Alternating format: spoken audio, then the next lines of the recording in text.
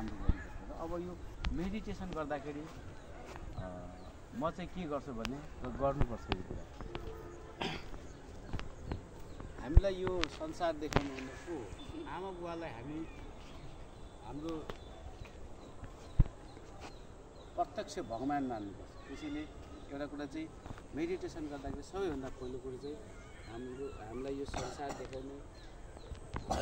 आमा बुवालाई व्यक्त गर्नु हाँस्ने सम्मान व्यक्त गर्नु धन्यवाद व्यक्त गर्नु जसले चाहिँ यो संसार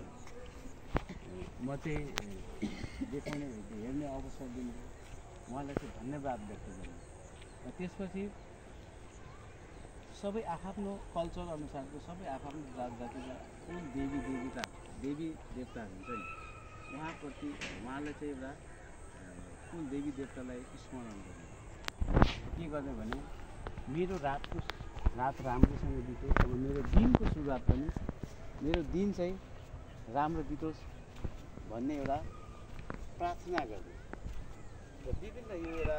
भनौँ न यो धरतीलाई पनि सम्मान गर्ने यो जति प्रकृति